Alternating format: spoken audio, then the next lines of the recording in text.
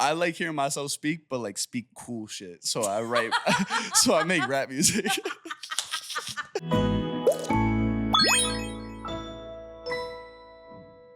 Hello, and welcome back to this week's episode of Yip to My Yap. I'm Erica Star, and today I'm here with... Malaise, straight out of Long Island. And he just came out with a project called Happy to Be Here, and that's what we're talking about today. So, talk to me. What's the vision? What's it about? What's going on? Got you. So, happy to be here. Exactly kind of like how it sounds, like it's about optimism as a whole.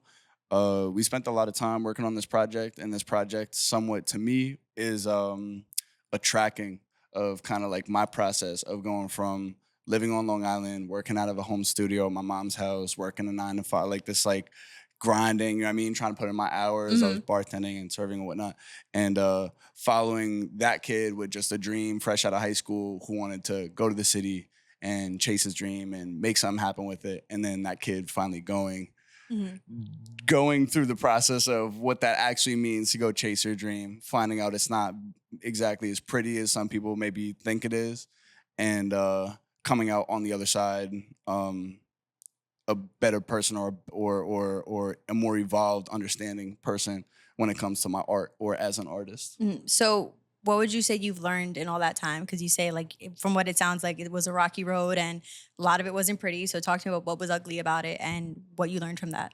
Yeah, well, so me personally, trying to first of all get out to the city to chase my dream was like this big glamorous kind of like step that I thought would like fix everything. Like, oh, I just got to get out to more opportunity, right? And more so, a lot of people saw it as that. But really, what had happened was fresh out of high school. My dad's not around, and my mom was an alcoholic. She's in recovery now. She's sober 2 years, so good for her. You know what I mean? But fresh out of high school, I was like trying to pay rent. You know what I mean? Yeah. And like, you know, I didn't even have time to go to college and like have that support system. So for me, kind of dealing with like alcoholism and trying to like be a parent when you're not even like done being a kid yourself, it was a lot of emotions and like learning and whatnot. And I realized that the only thing that I could do for myself is to go and I owed it to myself to go and chase my dream, you know what I mean, and get out there. And obviously people think like you just come to New York City and you could just hit the ground running. Yeah. And, you know what I mean? As long as you're on the scene. You gotta beat your ass first. Yeah, literally. It's like when I pretty much came and my brother offered me a room to come stay with him in Astoria. Maybe that's a nice place to start. Yeah, right. And it was right after the pandemic. So my rent was like $570. Wow. Right when I got in. Yep. And it's for me, like, you know, the idea was to come here and get to work immediately, meet people, go start working on music and whatnot, and be able to just, I feel like people have this idea that you can just move to LA and just be in a movie like immediately. But it's like, in reality, once I moved to the city and I was trying to adapt to even like the cost of living here, I was like, I can't afford studio time. Yeah. Like, I was like working 2 jobs, bartending, serving in Long Island City and Astoria, like 7 days a week, and in food and in working in restaurants. Yeah. They like feed you, they send you home with food and stuff. So literally I was just like trying to like make, you know what I mean, make my tips and like stack up every day. And I wasn't even going grocery shopping because I was just trying to like, you know, I had a dog and I was just trying to like pay for everything and just make sure everything was like comfortable. Yeah. And like chasing your dream is like a luxury. Yeah, you know? no, it is. That's one thing I can 100% agree with, because I always say this, like, I was lucky, like, in the sense of just kind of like having a background where I have parents who are just very like, we want you to chase your dreams and we want to, you know, help you in whatever way possible and stuff. And for me, I'm just like, I know I have help. And even then I'm like, yo, this shit is hard. Literally. Like for me, it's like, you know, I'm in like the videography, photography business. And then I have this podcast, but I also have a 9 to 5. And it's like, I talk to my friends and they're like, Erica, like, do you sleep? And I'm like, I try my best, you know? Like I wake up from 9 to 5, or just recently, what I do now is I'll wake up like at 7 o'clock and I'll do as much as I can before 9, because that's another thing. I'm lucky enough to work remote. Like people are Yeah, going to work, and literally. that I'm like, you're Yeah, commuting, and that's a whole thing in itself, and it's physical labor. Like I'm lucky enough to say like, okay, like I'm just home and I work from 9 to 5, and then immediately I get to work on my podcast, or I get to work on edits, or I get to work on photos, or just contacting people, yeah, outreach, all that good stuff. And then it's like, you got to think about yourself after that. Like it's just like, okay, so you got work, and then you got the dreams, and then it's like, okay, but I need to take care of myself to make sure I can keep going. So then I go to the gym and I'm there for like an hour, 2 hours, yeah, and then it's like, you know that you need it and that's why you do it, but you're like, it would, what, how much could I have gotten done if I didn't do the self-care part? But it's like, would I still be here if I didn't, do the self-care part? Like, would I mentally be okay enough to yeah. put out work that wasn't burnout work? Like, put out work that was something that I was proud of and that was fruitful? Probably not. So it's a tough balance. Well, yeah. So I think how we were kind of talking before this about that work life like balance, but also trying to like balance your art and it not treating it just as a hobby, Mm-hmm. because it's not just a hobby to Yes. us. It's like everything to me. And I realized that like, if you start to prioritize any one of them over the other, it all starts to fumble because like I realized that it was maybe a year into living in Astoria that I looked over at my desk and I realized I still hadn't set up like any of my equipment yet. And I realized that it was even part of me that didn't even want to set up my equipment. Mm-hmm.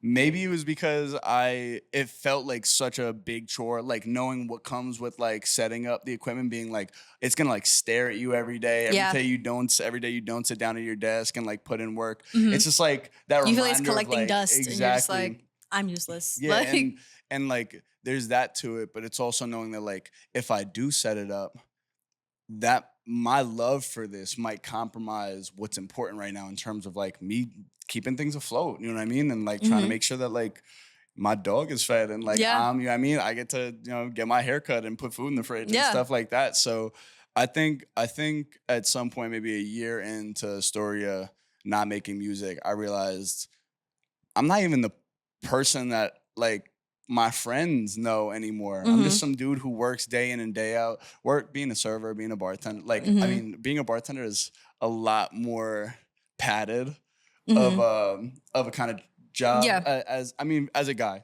And Yeah. you know what I mean? When it comes in hospitality, being a bartender, it's like you don't bite the hand that feeds you. So like you don't mess with the chef because they're the person that makes your food. Yeah. Same thing with your bartender, but being a server throughout those years, like 7 days a week, just being like a servant, like just literally just yeah, of course, just putting that fake Yeah. smile on, and like that's so draining socially that it's like I don't even have the time to want to be creative or like do music because then music leads to more social things. And it's like I realized that by doing that to myself and just driving work made me not even like the artist that my friends knew anymore and not the artist that I knew anymore. And I didn't feel like myself. And so I think at some point, maybe a year in, I had like grown out you could see it in like parts of me. Like my hair was growing out. Like I didn't even care about like maintaining the look Mm-hmm. anymore and like stuff like that. Yeah. That I remember one day I went into my barber, I was like, take it all off. I was like, take it all off. I was like, I walked into one of my jobs. I was like, I don't need to fucking work here no more. And I was like, you guys could take me off for like Sundays and whatever. And I started committing those certain days throughout the week to getting in the studio, getting active again, and working with some people who fortunately were just came in a perfect window in my life that they gave me a home for like getting work done, Mm-hmm. but not in a super stressed out, like, oh my God, I have to do this whole thing Yeah. myself. It was like a team effort and it felt like it was fun. It was a great way to segue back into things. Yeah. I think something that you're hitting that I kind of speak about a lot, like with my friends and stuff, is how important self-discipline is. Because it's like when you're chasing something else that isn't typical, it's not what you're supposed to do, like school and then college and then the job and then that's it. Like after 5, everything's up for grabs. It's like there's a lot of discipline that you need because, like you said earlier, it's like, no, this isn't a hobby. Like this is what I want to do, Yeah. and I feel like, and you got into this at the end where it's like it's about the people you keep around and who's willing to help you and support you and stuff, because there are people who will speak to you and be like, oh, that's a really cute hobby. Or like me personally, they see me with a camera and they're like, oh, it's a really expensive hobby. And I'm like, so you see how expensive it is, you see its worth, and you still have the nerve to say, oh, but like, that's not like what you do. No, it's what I do. It's what I want to do. And it's what I put more passion and effort into than literally anything else, you know? So I feel like the discipline thing, it's super freaking important. And another thing I feel like, I mean, I'm really big on change and evolving and stuff. And I know you had that first year where it's like, you know, you being a server and you know, essentially get treated like shit by a lot of people for no reason other than them having a bad day and now it's your problem, you know? And I feel like, you know, that's just something that at least I feel like maybe for you that could have been like a nice like humility thing. Cause we spoke before about how like a lot of artists, it's this thing where they think that they're the shit for no reason other than, you know, like I had a music video and all these people are around me and I'm so cool and I'm, you know, all that flashy stuff. And then it's like, okay, but then there are people who, you know, they know their roots and where they came from. And, you know, everybody has their own version of struggle and stuff. And it's like, I think humility is like another really big thing. And it's motivation for you to keep pushing. It's like, okay, well, I know where I was and I know how it feels and I don't like it.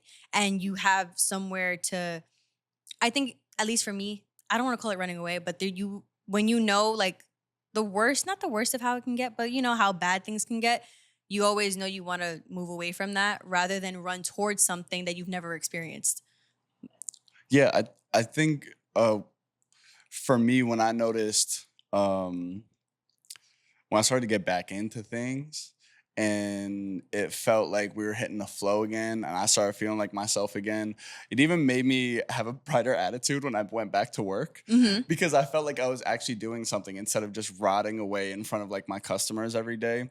But yeah, I always welcome a humbling experience because I realize that that's the only thing that keeps me grounded in the headspace of that kid, like that little kid that you were when you like thought like, oh, I wish I could do this someday. And like that's what we all strive for, is to make that little kid like happy. You know what I mean? That kid that like wanted to grow up and like perform it, you know what I mean? Perform music, or that kid that wanted to grow up and make movies or like film, you know what I mean? Whatever it is. So like for me, I know that you can only really stay attached to that person by remembering like how low you were, or like maybe how at the beginning you were when you had that drive. And I feel like people get those small little accolades, and it gets to them so quickly because you almost start to get this feeling of like, I did it though, you know what I mean? Like I already did it.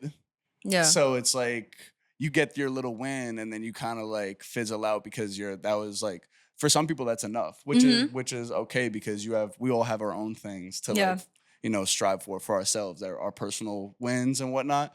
But I think the more that we kept like hitting a stride, I was like, this is making like 15-year-old me so happy. You know what I mean? Like 100%. So it just like was an idea to like, we doubled down once I finally got back into the swing of things. Like we doubled down. That's when we started going headstrong. Yeah, I think that's something that's really important. Like when you work on something on your own, it's just keeping the drive up and keeping the ambition up, because like I know people where it's like, you know, you hit whatever small goal, but you know you want to get somewhere better, but you're like, okay, but I did really good right now, I can chill out. And it's like, no, that's when you keep going. That's literally when you like go with the momentum and stuff. Like, I'm not gonna lie, like my page is still small, yep, to my app, you know? And I got a reel that had like 6,000 plays. And I said, whoa, that's really nice. Hell yeah. But I told myself, I said, all right, you're gonna be really excited for 30 minutes max. We need to hit 12,000 for the next one. Like it's just, you need that part of you that's always gonna want better. And it's not a greed thing.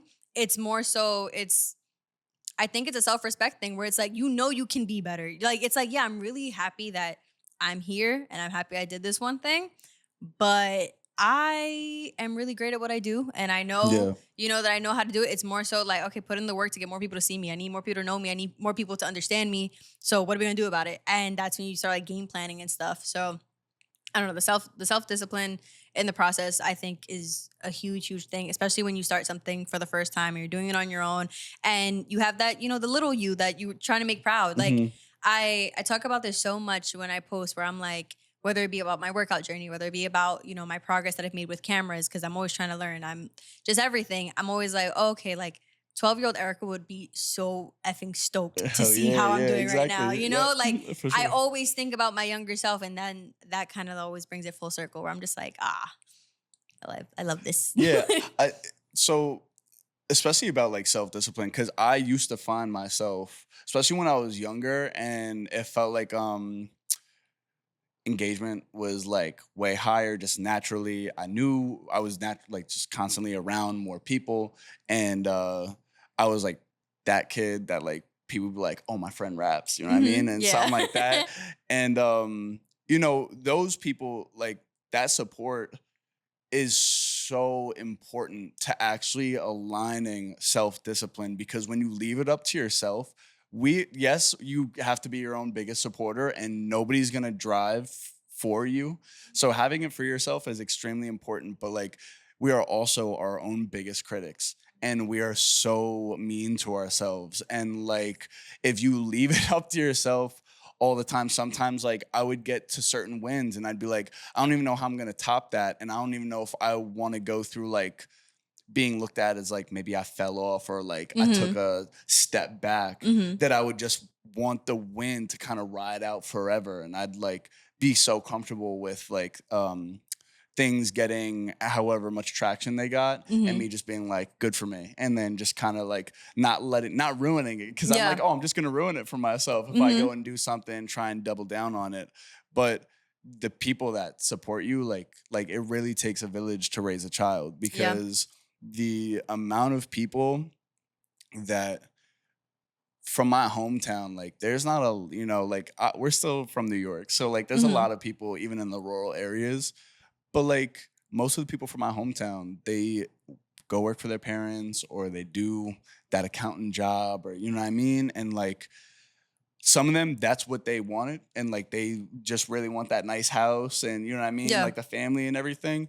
But some of them wanted more. They just felt like the safe option, especially in that neighborhood, the social conformity, you kind of just tighten up and you do it safe. Yeah. And a lot of these people live vicariously through the art, their creatives, their friends, their art, you know what I mean, their Hmm. artists who do, you know what I mean, do these big Yeah. leaps of faith, which like to us, you know what I mean, to me, like I'll take a leap of faith and I'll see that like it did not go how I wanted, and I'll just feel like I fell flat on my face.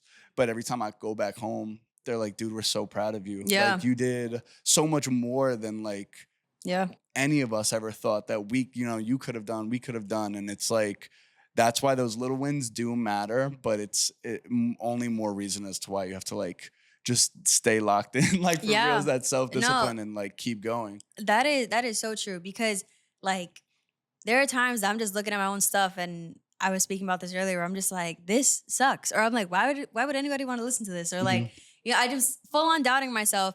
And then I get hit ups from like people from middle school or something. We're like, oh my God, I'm so excited about your Literally, podcast. I haven't seen you in years. I have friends who are like, oh, I wait at midnight to watch it. And I'm just like, bro, what? You watch this? Like you Mhm. like it? You enjoy this? And then the thing is too, like there are so many more people watching than you think are watching. And I'm just Yeah. like, I get amazed by that all the time. Like there are people who have never, I mean, this is the shitty aspect of it though, where like they never like anything, they never message you, they never say anything, never interact. And then it's that one time that maybe something pops off, or maybe like they just really enjoyed something of yours that one Yeah. time. And they're like, yo, like I've been watching you for X amount of time.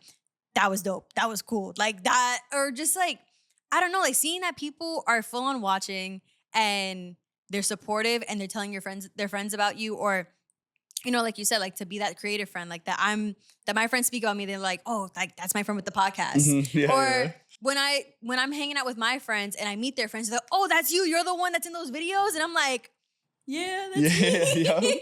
Like you saw that? They're like, yeah, I started watching after that, I subscribed. Or like even for me, I'll go through my subscription list on YouTube and I'm seeing so many names of people I haven't known for like years. And I'm just like, oh, like that's really sweet. And it's really nice to know, because I don't know, like it's like you said, it's tough when it's just you and you're looking at your own stuff and you're doing your best and you're posting, and you're just looking at it and you're like, this sucks. I'm not a fan of it. Or when you sit with your own stuff for so long, like with me and my videos, and some of these get posted later, it's just like, I'm tired of this, and I'm not looking at it from the lens of someone who this is fresh to, and Yeah. it's hard. We have me and Brian of C7. We often talk about how once we put out like new music, like we're so quick to just keep rolling after that. And you know, you get like, we listen and we watch our Mhm. product so much before we even hit the button, you know what I mean? Yeah.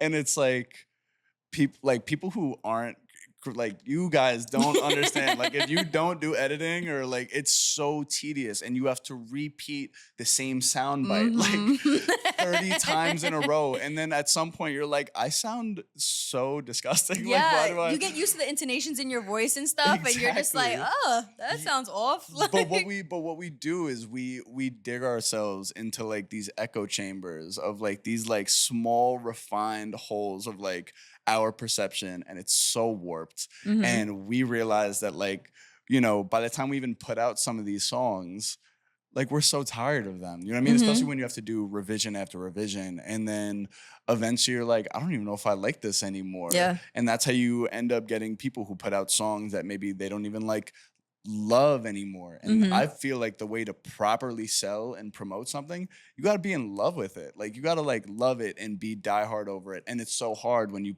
just spend so much time with it before it even gets to Mhm. people, that like you feel like, I'm tired of this, everybody else has got to be tired of this, Mhm. let's just move on. Yeah. But in reality, probably so many people haven't heard like the newest episode of Yip to My Yeah. Yap. Yeah. So, you know?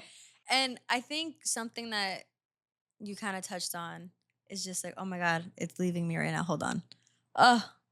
It was there. Give me a second. You got it.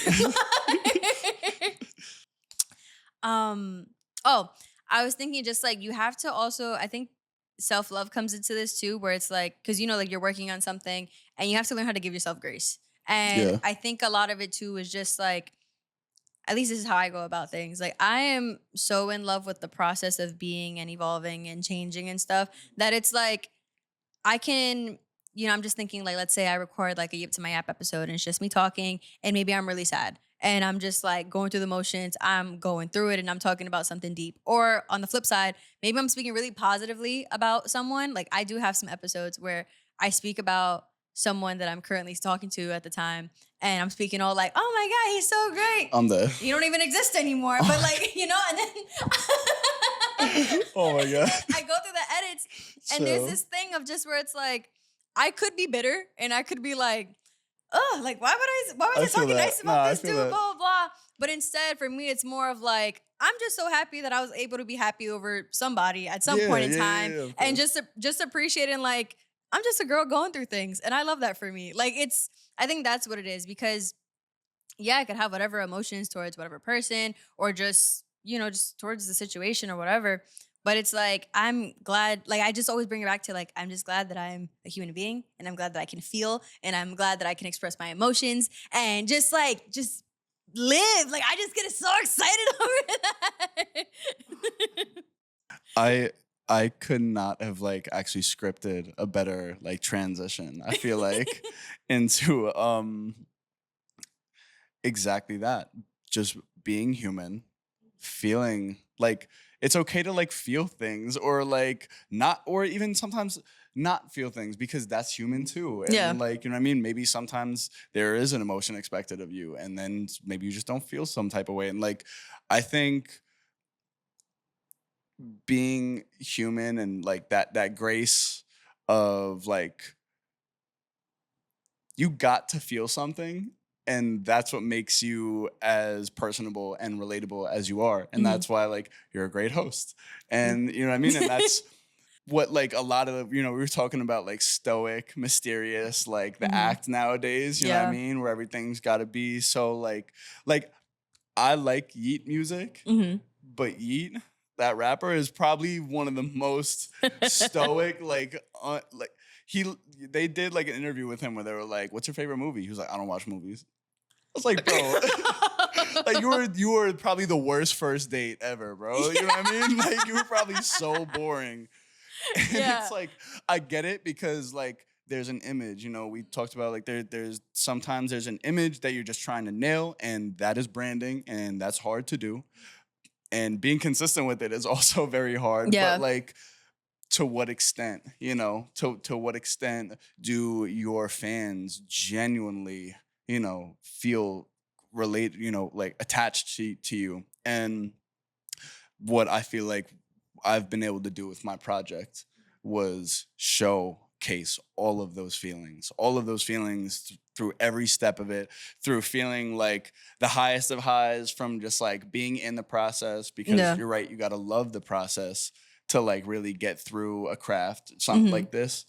But even accepting the lowest of lows, because you don't get a rainbow unless you had a rainy day. Yeah. So yeah, I feel like that's what Happy to Be Here has been about to me. As corny as it is, like you need all of that. Like you need all of the colors, you know what I mean? Yeah. To like paint the picture properly. And I think the more the more upsetting and like depressing things get, especially like on the album, when they get like more not upsetting but very transparent, it only makes the happier moments feel that much more rewarding, because it's like this is what makes us. Like you can't appreciate feeling anything big unless you've just, you know, had to go through it at some point. Because that's what one of my little like mottos and stuff is just that like I feel everything huge. Like if I'm excited, I am bouncing off the walls. I'm a Pisces, I'm with you.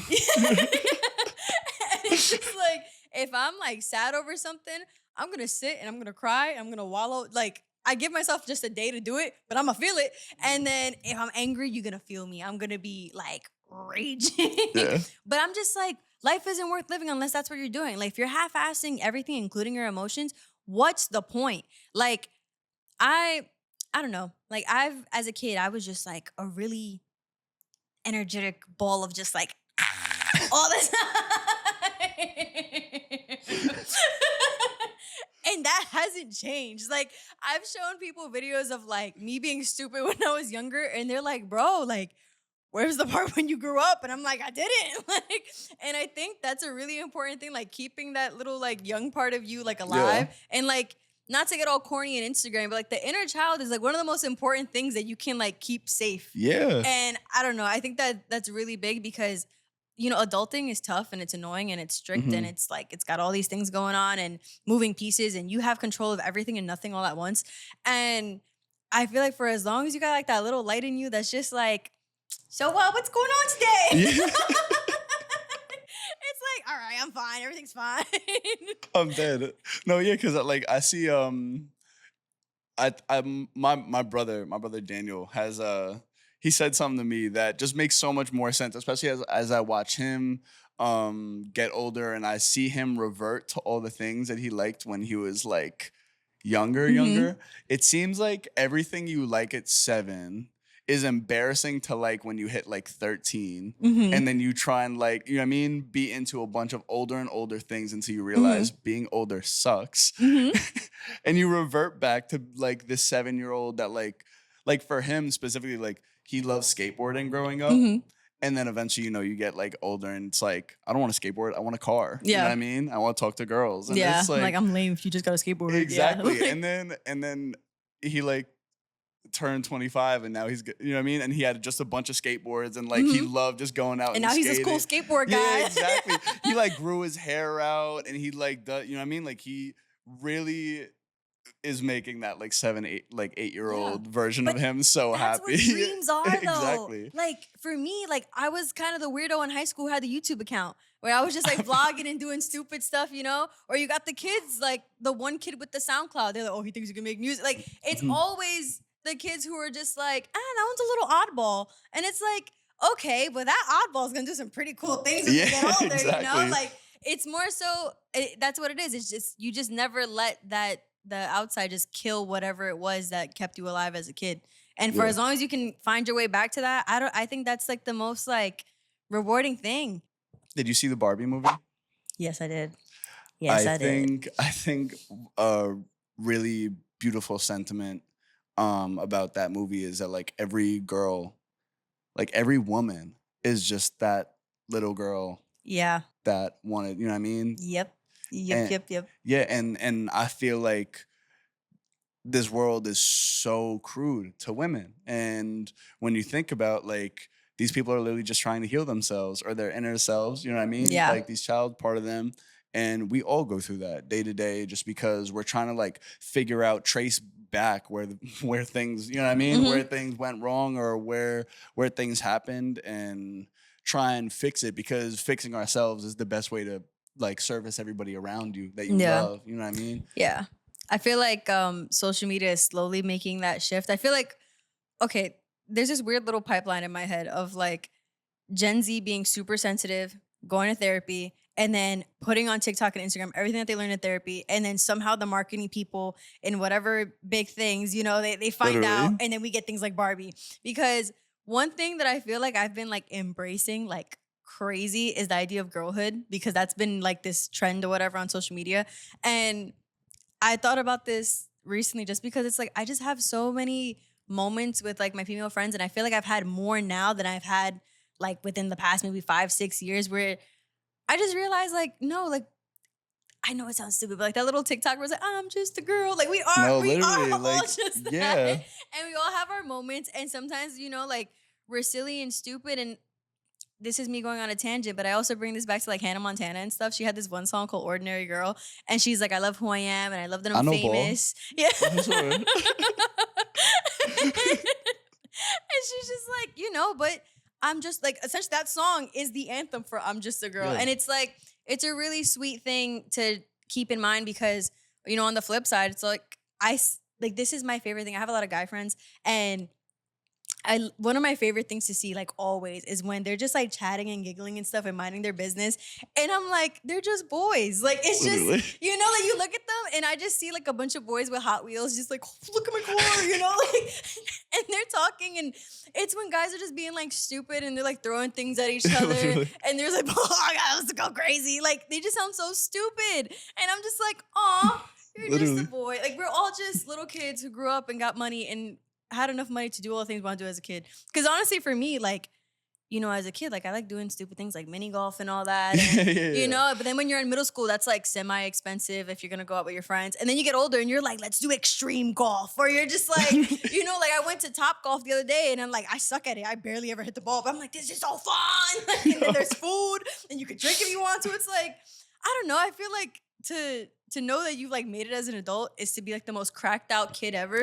Yeah. And do it responsibly while getting your shit done. I think that's like, that's when you know you made it. Yeah, I have some friends in my group who are they're about to be a dad or Mhm. you know, they're stoic businessmen and you know Mhm. what I mean? And they gotta be focused and be adults and be professional. And I respect them. They're great, respectable men for it, but it's so fun seeing them to just like relax a little bit and Mhm. not let it like completely run them for a Yeah. single second and just like chuckle and like giggle. It's Yeah, hilarious. It's mad it's funny. the best. Like, because it's like we're all just being adults for the first time, and it's Yeah. like that other like Instagram trend where it's like our parents are being parents for the 1st Mhm. time. Like, it's their first chance at living too, Yeah. and I think it's really sweet. And like I look back at photos of like me and my parents when I was a kid and when I was a baby, and you could tell that they had me, and they were like, "Yo, look at this thing! Like we made this thing!" Like there is no like serious adultness to it. Like I'm For sure. like,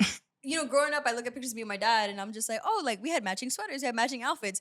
But I feel like in his head, it was like, yo, I'm gonna make my daughter wear the same clothes as me. It's gonna be so fucking cool. I'm gonna show everybody this, you know? And I just think it's really sweet just to look at everything big picture where it's like, we're all just trying to figure it out. Like, it's, Yeah. don't take yourself seriously. We're all doing our best, and that's it. Mhm. I'm not even gonna lie. I love hearing myself speak.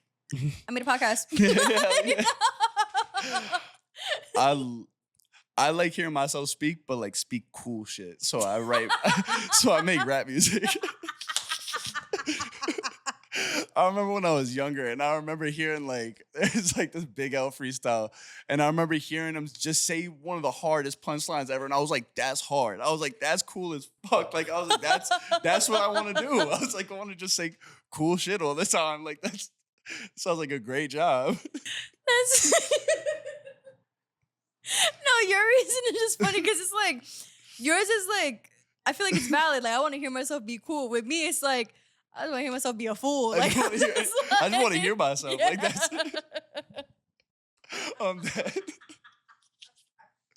that, it at least started off with me wanting to like I feel like that was the idea. I love rappers who can like not say anything but say like everything at the same time. Like there's no like crazy deep sentiment. They're Mhm. not like breaking ground on some like unbelievable philosophy, but the choice of words and the Mhm. way that you can say something that kind of has no significance but just make it sound so cool and just so like artistic is like for me it's an art form. Like it's so Do you have a crazy. favorite line that comes to mind? Like for example, Wretch. I'm pretty sure Wretch is I have no New idea who York. Wretch is. Wretch is he's like he's still low key like underground, but he's from New York. He's a New York rapper, Mhm. and one of his lines is he said, "I crack a brew the other side of Earth in June." He could have said, "I drink cold beers," but he said, "I crack a brew the other side of Earth in June." I was like, "Dog, what?" I I'm was like, "What do you mean, bro?" See, I would hear that and I'm confused. I feel like, no. I'm not gonna act like rappers don't speak in like code. Like it's, you know what I mean. Like I know that like you gotta understand like not even just like the slang, but I guess like the premise and everything. Yeah, but like it's all context. Cause me, I'd be like, sir, what? excuse me, like what? But yeah, for me, like I noticed that like some dudes don't be talking about really anything other than like maybe how great they are rapping or like how well they're doing this year. They just hear Or manifesting even through how much, songs. yeah, or even like how much better they are than you. You know what I mean? Mhm. But like the way that you can word those like very few assortment of things in so many different descriptive and like picture painting kind of ways is so crazy to me because it really is not a lot of space in like in terms of like a line, like the amount of time you get on a certain beat to like get out a certain line, Yeah. you really have to pick your words wisely, Mhm. or else you're just gonna be like rapid firing too many things at Yeah, once. you It know, doesn't sound right. So this is something that's like a little more on the silly side, but I think about this all the time. Where like I feel like every kid went through this thing where they swore they could write songs, and then I never got out of mine. but that's the inner kid. Yeah, for real. So I remember I used to always like just like write really bad songs, and no one knows about this actually, and they were terrible. And then I started thinking, I'm like, oh my god. If I can't write a song, how do people make rap songs? I'm like, you gotta think about syllables. Literally, Because I so was hard. just like, when you sing a song, you don't gotta like you need another syllable. You just go and it just covers it. Like you just stretch it out. But like we're rapping, I'm like, bro. And I think about people like Eminem, and I'm just like, that was like 50 syllables in one line. Like what's going on? And I don't know. Rapping to me is tough because another thing too, when I listen to music, I'm just kind of like I can memorize a song in minutes. Like I just need to hear it a few times. I'm like, okay, I got this. But I've never understood how people can like recite a rap song after like listening to an album a few times. And I'm like, I don't maybe I'm stupid because sometimes I feel like I don't even know half the words they're saying. Or like maybe there's like a little like intonation in their voice where I'm like, what did you say? Like it's a whole other language to me. It's like listening to Spanish music. I don't understand Spanish. I have to Google everything that I'm like reading or Yeah. whatever. But it's to me, it's the same thing where it all kind of sounds like noise until I read it. And after I read it, I hear everything clearly. I only know like Yeah. 5 rap songs, like at all. And it's because I used to read the lyrics. There's this one song by Trina. It's called Single Again. It's me and my mom's go-to song. It's the worst thing a 7-year-old should be singing. But I remember I like bar for bar, I was just like kind of like, okay, this is the song. And I had to like put all the focus. And I'm like I worked harder on learning that song than I did homework. And I was just like, I got this. And that's what it took. And to this day, it still takes that much effort. So if you ever see me rapping a song, it's because I was on Spotify and putting the lyrics on. Yo. And I'm like, all right, I'm going to know this. Because I can't do that. I don't get it. Yeah, so because and I was never extremely into poetry necessarily. I used to write short stories when I was younger. So that was like my first way into like writing. And then I realized that like not only do I not want to read anymore, but I was Yeah. like, nobody wants to fucking read. So like I was like, this is a way cooler way to get out the Yeah. stuff that I'm writing.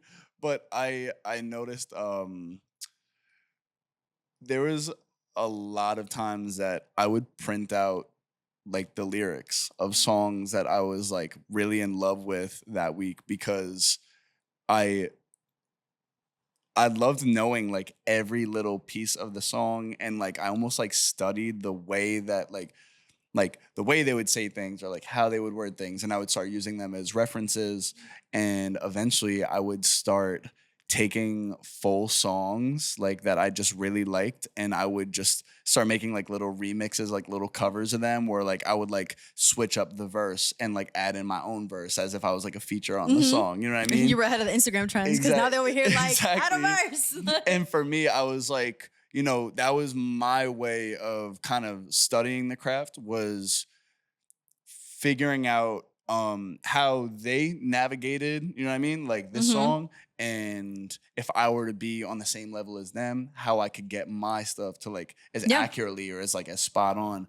But like what you said about Eminem, there is another like there's the other side of the coin. You can say a whole bunch like it could be this rippity rappity like super intricate thing, but like you could also still not be saying anything. And I don't think that's any more like I don't think that's any more talented than someone who maybe used just like a few words and said Well, yeah. something extremely like strong. You know what I mean? I think it's a matter of like what your gimmick is because at like for Eminem, like I'm not saying because I mean it sounds like you're trying to knock him. I think he's pretty cool, but No. but what I am saying is though like yeah it is true he could be saying like a whole lot less compared to the person like saying less words and meaning more.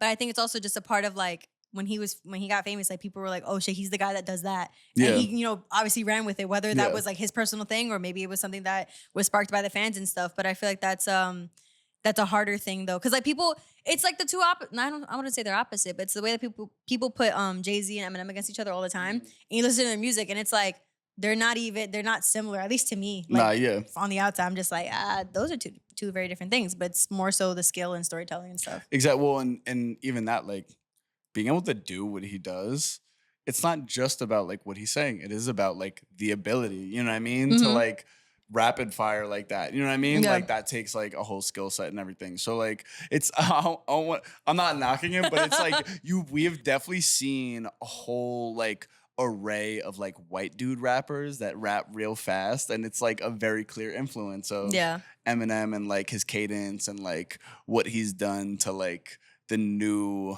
wave of like white rappers who like, you know what I mean? Yeah. Just like try and be like super wordy and lyrical miracle. And it's like, well, that also just because you can like mimic this dude's technique. Yeah, it's like, well, who are you? Yeah, Like, it's like that made him, but what does that do for you? I think when I started looking into the whole Pisces and like stages of Pisces, because I learned about like signs evolving and that just had something like that had a lot to do with my album. I started to notice like some things feel really cliche and just like you can stamp that onto anybody, you know, but I noticed I am definitely like an emotional person, or I'm at least aware of it, that I saw so many consistencies through what I was studying as a Pisces and the stages of Pisces. yeah. And apparently it's all water signs, that it's like the water technically is emotions. So What are the 3 stages? So the 3 stages of Pisces are the fish, the darkness, and the ocean. And they each represent different stages of how an individual goes through like feeling like an ocean, you know, like a whole sea of emotions and the ups and downs that come with it. So it starts one with the fish, Pisces, who is just feeling all emotions, often a kid or someone who's young, who's like just learning to like, they feel everything, but like that's also part of it, living and like experiencing and going through and like learning what love means, or what it like, you know, what optimism means, Yeah. and stuff like that. And then eventually, because of how like heightened some of these senses are, and how like sensitive you could be as a Pisces, um these things don't often get uh treated well in like a very crude world, and that leads to people starting to realize like when you start to feel all the emotions, like once you understand what sadness is, that can be like devastating. Like understanding like what depression is, Yeah. like, or like what anxiety actually is. So the awareness. Huh? So the awareness part. Yeah, Okay. and becoming so aware that like it starts to not feel like you're seeing a whole new world again, but more so that it starts to darken things, because you Okay. understand the things so well, and you realize that what it actually means is things are not as pretty as maybe they felt when we grow up. Everything looks bigger, everything, all the lights shine brighter, and you know what I mean? Colors seem more vibrant. And then, you know, you start to realize like, oh shit, Yeah. it's dark out here. And then that goes into the darkness, where a Pisces will start to succumb to some of like the deeper, heavier emotions. And what they do is they often retreat into themselves in one way or another.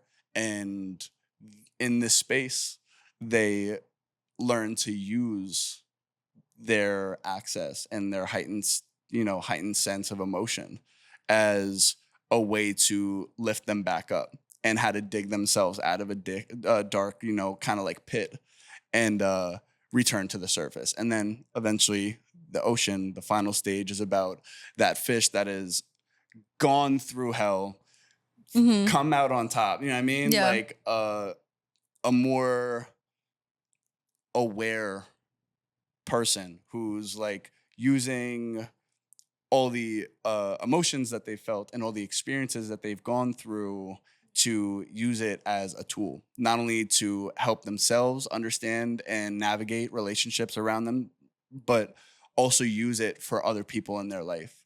As you know, when you have emotional maturity, and especially for guys, like if you can share any of that with a guy who's just like stuck in his own head trying to like drink away his problems every day, like I feel like that's what I got to do as a bartender, you know, or what I get to do with my music, is that the more that I learn and I get to kind of piece together and write down and record my process and how I've learned to like utilize the ups and downs to, you know, like navigate and like go through life. I feel like I've been able to use that to help so many people, you know what I mean? And Yeah. share that gift, I guess. You know, it's crazy you say all that, and I think this is a really nice note to end on, just because everything you said, like I was very intently looking at you because I'm like thinking really hard.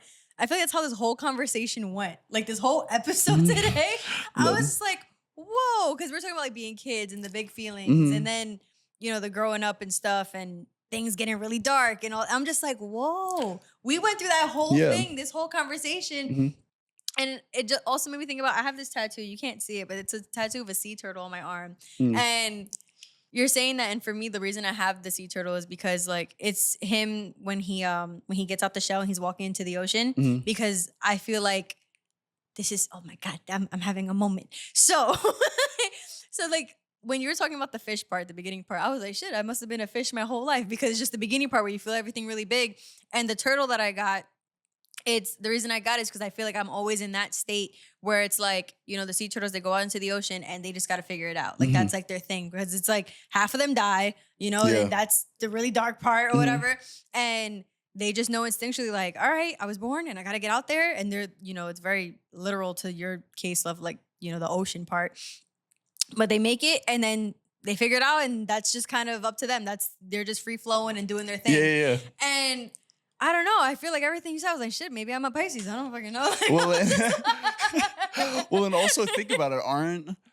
When you think about it, aren't sea turtles some of like the longest living? Yeah. Right? Have you seen Finding Prospering, Nemo? Yeah. long living, like creatures, and that's crazy. I didn't think about it like that. My attachment to the 3 stages, and obviously I'm still learning, not only just as a Pisces about myself, you know what I mean, and like learning myself, but I'm also learning like how those 3 stages felt so correlated to me, being this kid who had a dream, felt like so confident. And I feel like to have a dream and chase it, you got to have like this youthful delusion. You know what I mean? Yes. Of like I can do this, and like that also comes with massive emotion. Like you gotta feel that belief very is strongly. passionate. Yeah. You have to feel strongly to do that kind of thing.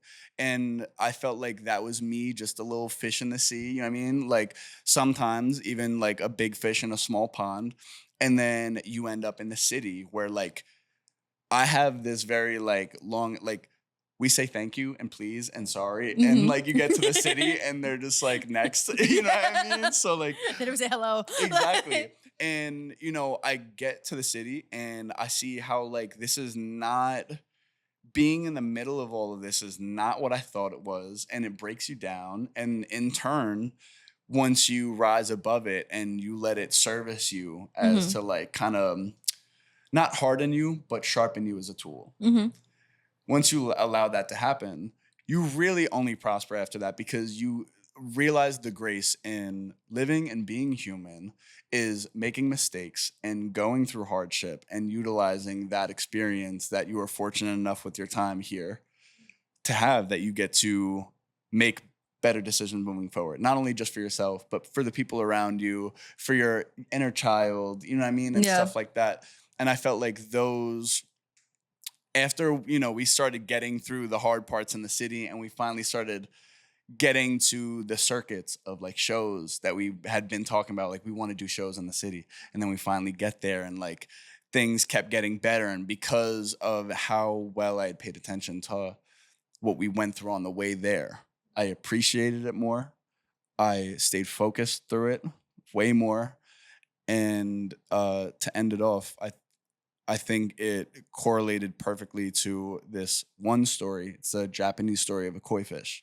Obviously, the koi fish is the Pisces symbol, right? So the story of the koi fish is that there was a school of koi fish swimming upstream, and eventually they ran into a waterfall.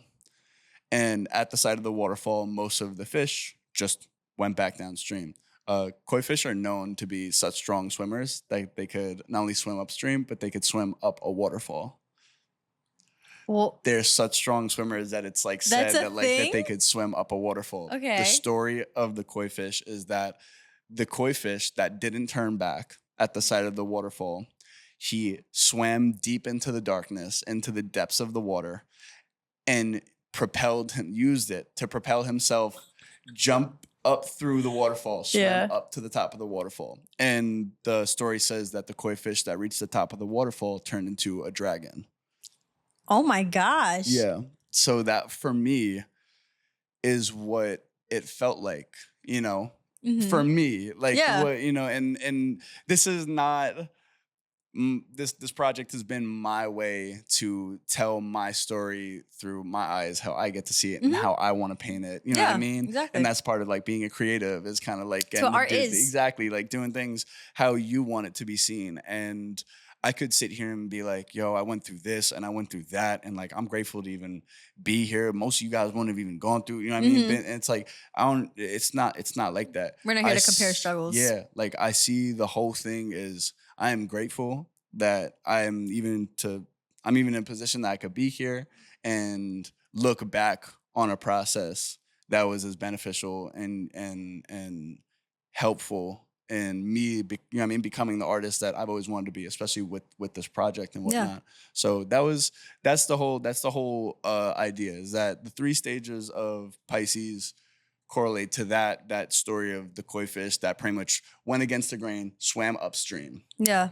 and then really dug deep, you know what I mean, through all the beauty and all the grace and all the ugliness, and used it to, you know what I mean, as a tool to propel himself to become a better person or a more evolved fish or whatever, Yeah. or whatever it was. So Cool. No, I think that's great. I learned a whole bunch of stuff today. That was fun. But yeah, I think that's a really sweet and solid note to end it. So, do you have any last words for people at home or anybody listening, watching? yeah, so happy to be here. The album is here, and we're so grateful that everybody is still listening after all these years of, you know, like I said, going through everything that we went through. And I know a lot of this stuff happens behind the scenes, and I'm just grateful for everybody that stuck through, that still is here in the process, because this is only the beginning, and we are evolving for sure. Yeah. All right. So thank you for watching this week's episode of Give It to My App. Once again, I'm Erica Star, and this is. Malaise. And yeah, I'll see you next week. Bye.